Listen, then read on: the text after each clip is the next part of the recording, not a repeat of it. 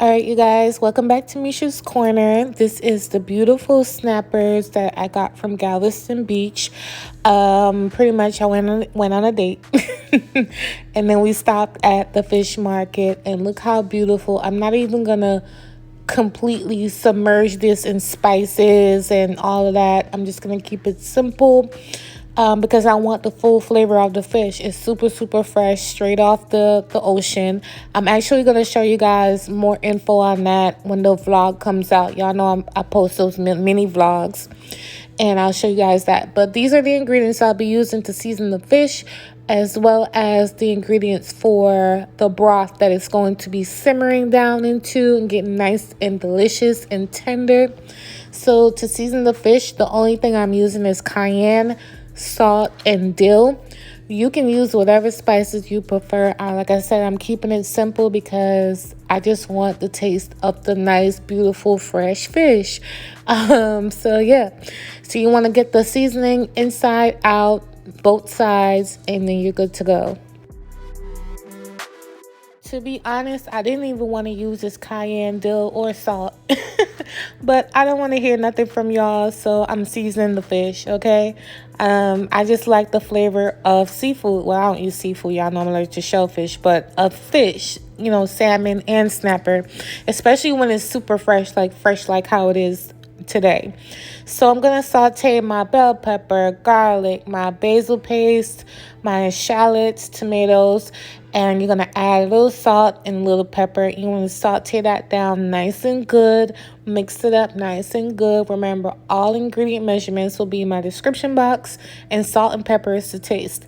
Don't forget to hit that subscribe button and hit that notification bell so y'all can be notified whenever I drop a video.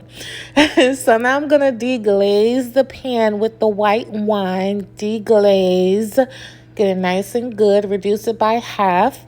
Once it's reduced by half, you want to add some broth, and then you're going to put both your fish, or however amount of fish you cooking, child, down in there, nice and comfy. I was so worried they wouldn't even fit. They're barely fitting now, but they're going to shrink as they cook.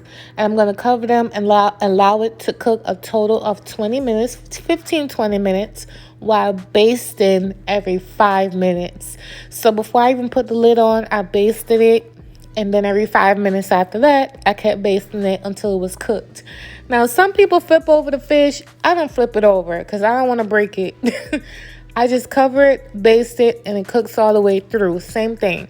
So you don't have to flip it. It's going to cook. Cover it and allow it to cook. All right, this is the last baste that I'm doing right here, and then I'm going to let it cook 5 more minutes. Y'all, this broth and this fish, like, I can't even deal. It just smells so fresh and delicious, and I hope y'all give it a try. I've made several other steamed fish recipes. I'll link them below, including the Jamaican version, because I know, you know, I'll make sure I link it below, and you guys can check that out. But this is how the fish looks. Look how moist and perfectly cooked this snapper is. Like, I'm gonna just have a ball this week. I actually made this for meal prep, you guys, for the next 3 to 4 days.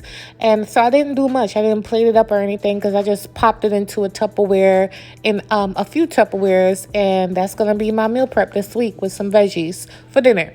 So thank you guys so much for watching. I love you for your support, and I'll catch you on my next video. Bye, y'all.